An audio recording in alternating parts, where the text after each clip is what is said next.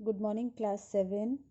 So last time हम metals और non metals के क्वेश्चन आंसर्स डिस्कस कर रहे थे, right?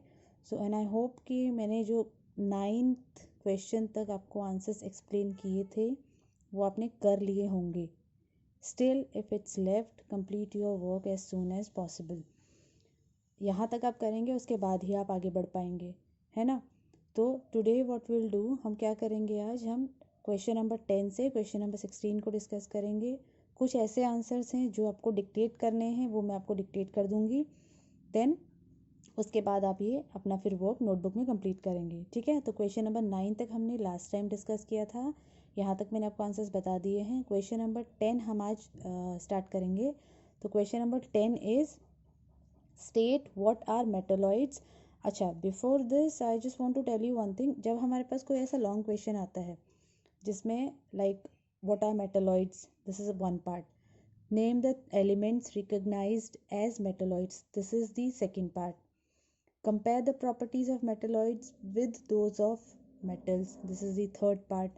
State the uses of three different metalloids, this is the fourth part. So in other words we can say that this question is a combination of 4 different questions. इसमें 4 different questions हैं। इस question के 4 different parts को हम 4 different questions की तरह ले सकते हैं, ठीक है?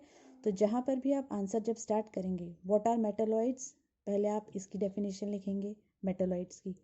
देन सेकेंड पार्ट जो है इसका आंसर, उसको आप नेक्स्ट लाइन से स्टार्ट करेंगे। जहाँ पर सेकेंड पार्ट का ख़त्म हो जाएगा, फिर आप थर्ड पार्ट का नेक्स्ट लाइन से स्टार्ट करेंगे, सो दैट आपको लर्न करने में भी इजी होगा और मुझे चेक करने में भी इजी होगा।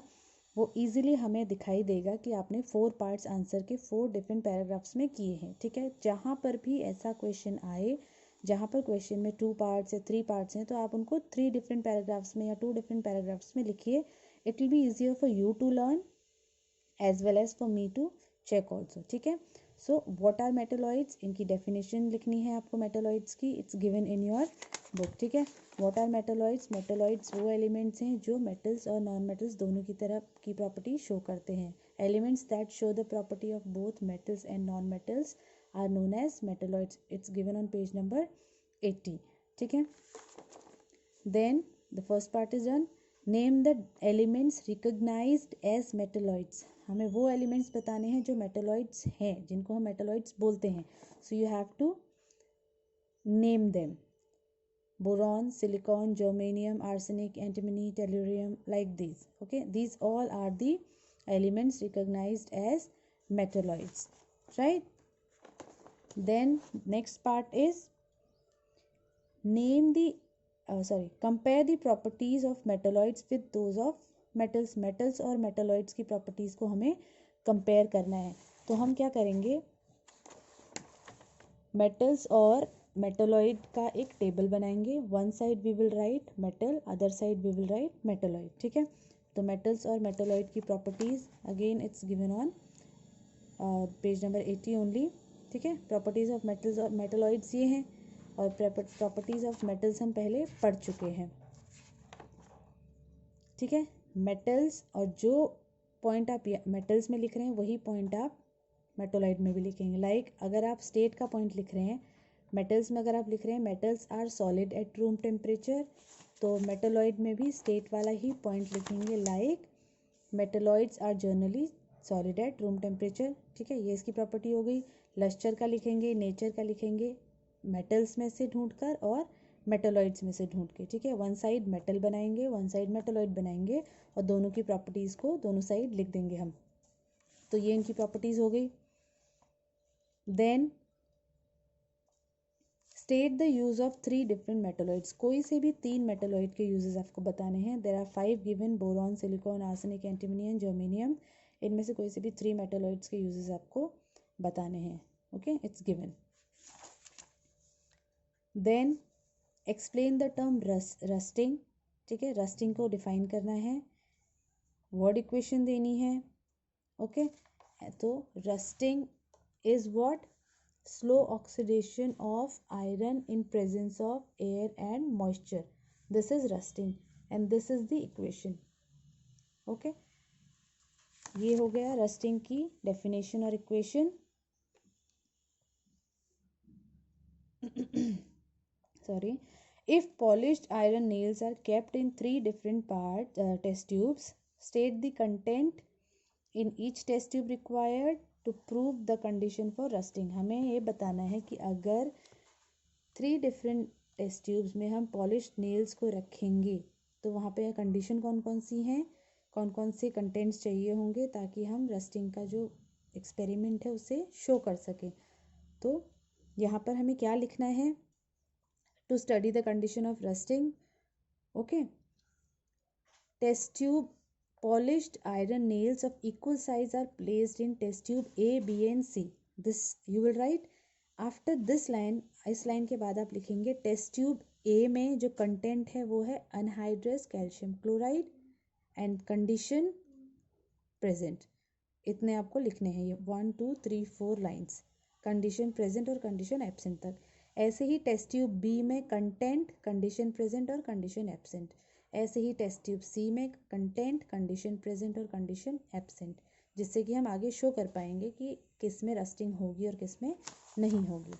डायग्राम आपको बनाने की ज़रूरत नहीं है इसमें, okay. Next is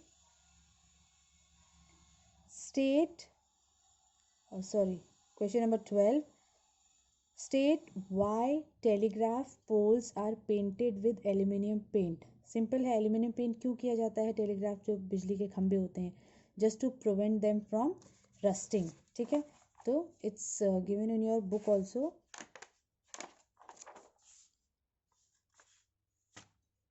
page number 82, in the point of painting, aluminum paint is applied on telegraph poles and act as an anti-corrosive paint. वहाँ पे corrosion या जंग लगने से, उनको ख़राब होने से वो बचाता है। So aluminum paint is applied on telegraph poles and act as anti-corrosive paint. ठीक है, आप इतना ही लिखेंगे इसमें।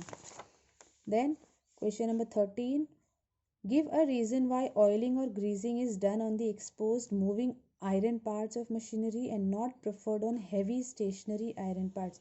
जितने भी exposed iron parts होते हैं जो हवा के मॉइस्चर के कांटेक्ट में आते हैं, जो exposed होते हैं, जो बाहर वाले आयरन के पार्ट्स होते हैं, जैसे आपकी साइकिल की चेन हो गई या साइकिल के बाहर वाले पार्ट्स हो गए, उन पे मोस्टली हम ऑयलिंग और ग्रीजिंग करते हैं। बट जो हैवी स्टेशनरी आयरन पार्ट्स होते हैं जैसे इंजन के अंदर है, ठीक है, उन पर हम ऑयलिंग और ग्रीजिंग क्यों नहीं करते हैं?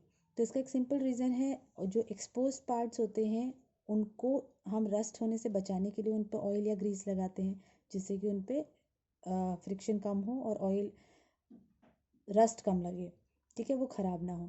बट जो हैवी स्टेशनरी आयरन पार्ट्स होते हैं उन पर ऑयलिंग या ग्रीसिंग नहीं की जा सकती, क्योंकि वो मूविंग पार्ट्स होते हैं और वहाँ पर फ्रिक्शन की वजह से हीट ज़्यादा प्रोड्यूस होती है। तो वहाँ पे ऑयल या ग्रीस हीट को ज़्यादा बढ़ाएगा, तो वहाँ नहीं यूज़ करते हैं उसे। Instead of that instead of oiling or greasing वहाँ पर फिर लेड ऑक्साइड पेंट यूज़ किया जाता है, ठीक है। तो मैं इस आंसर को डिक्टेट कर देती हूँ, you can write it. Oiling or greasing is done on the exposed moving parts to reduce friction and to avoid rusting, but it is not preferred on heavy parts as lead oxide, LEAD, lead OXIDE oxide, as lead oxide paint is used in heavy stationary iron parts because in heavy moving parts more heat is produced.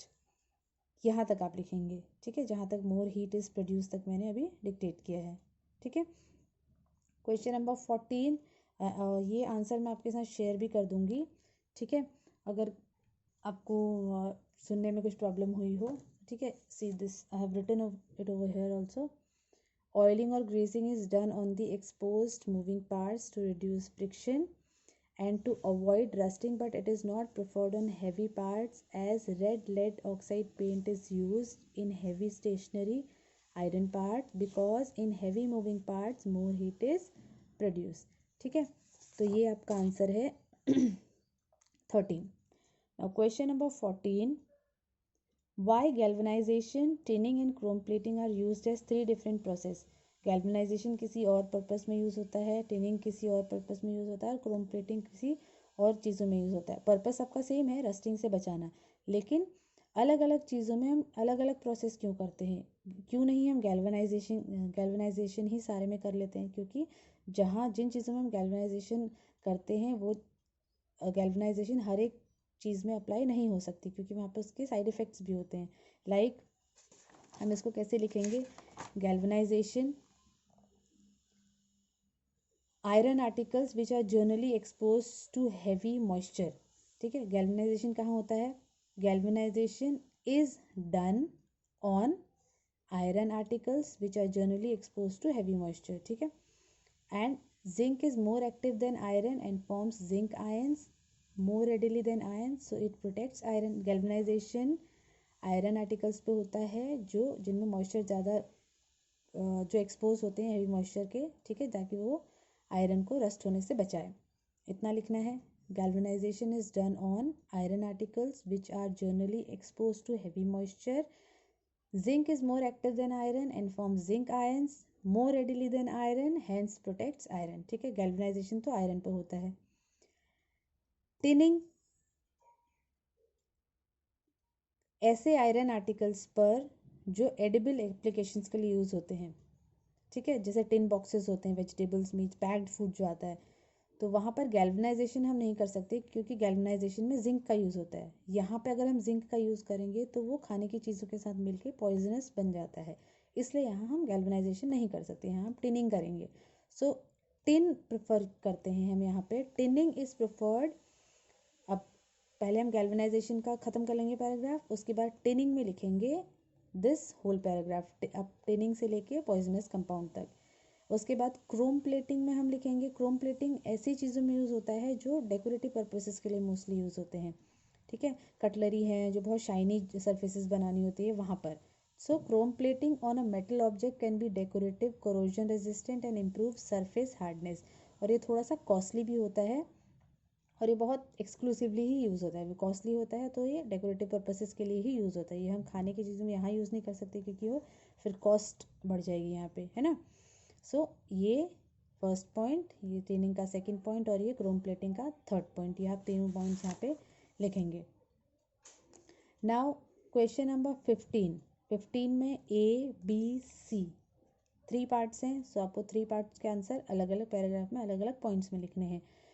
Why rust turns moist litmus blue? Because a suspension of rust is basic in nature. क्योंकि वो basic होता है nature में, इसलिए वो red litmus को blue में change कर देता है. तो इसका आंसर आप क्या लिखेंगे? Because a suspension of rust is basic in nature. Second part का लिखेंगे a green deposit is seen on the surface of an article of copper. Copper पर मॉइस्चर की वजह से धीरे धीरे ग्रीन डिपॉजिट सा दिखने लगता है. तो वो क्या होता है, क्यों बनता है वो? It is due to the formation of green copper carbonate. It's given in your book also. See, green deposit on the copper pipe. What is it? It is due to the formation of green copper carbonate and copper hydroxide. So ये आप इसमें ये वाला point लिख सकते हैं. Copper carbonate,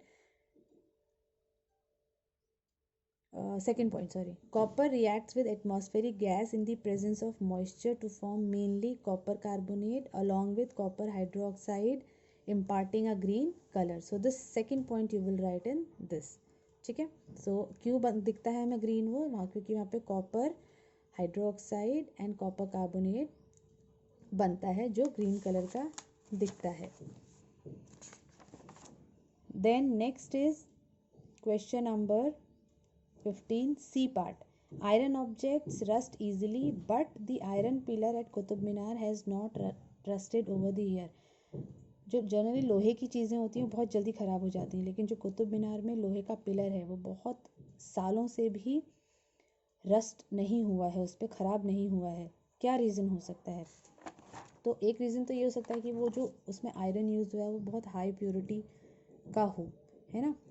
तो page number 83, the iron pillar at Qutub Minar has not rusted for 1600 years may be due to, तो उसका जो पॉसिबल रीज़न है वो ये हो सकता है, the high purity of and great mass of iron, ठीक है, एंड द प्रोटेक्टिव स्केल और passive iron coating formation. So ये 2 पॉइंट आप लिखेंगे इसमें। Next is question number 16, state the specific reason for using steel in automobiles. Automobiles में हम steel का यूज़ क्यों करते हैं, ज्वेलरी में गोल्ड का यूज़ क्यों करते हैं, कॉपर इलेक्ट्रिकल केबल्स में कॉपर का यूज़ क्यों करते हैं, गैल्वेनाइजिंग में जिंक का यूज़ क्यों करते हैं, ये हमें रीज़न बताने हैं। तो ये सारे पॉइंट्स आपको एक साथ ही मिल जाएंगे। See first point is why do we use steel in automobiles, because steel is malleable and it has a high tensile strength. इसका रीज़न होगा स्टील मेलेबल है, ठीक है, और उसकी टेंसाइल स्ट्रेंथ बहुत स्ट्रांग होता है वो। नेक्स्ट, गोल्ड ज्वेलरी में क्यों यूज़ होता है, बिकॉज वो लस्ट्रस है, मेलेबल है, डक्टाइल है, ठीक है। ऐसे ही कॉपर इलेक्ट्रिकल केबल्स में क्यों यूज़ होता है, because it is a good conductor of electricity, ठीक है। ऐसे ही जिंक का लिखेंगे बिकॉज इट प्रिवेंट्स रस्टिंग। ऐसे ही मैग्नीशियम का लिखेंगे because it bonds with a dazzling light, इसलिए वो फायरवर्क्स में यूज़ होता है। सो क्वेश्चन नंबर 16 तक हमने डिस्कस कर लिए हैं। Now your exercise is complete. इसको करने के बाद हम फिर असाइनमेंट करेंगे, ठीक है। I will give you assignment sheets और फिर उसके बाद आपका क्लास टेस्ट भी होगा, ठीक है ना।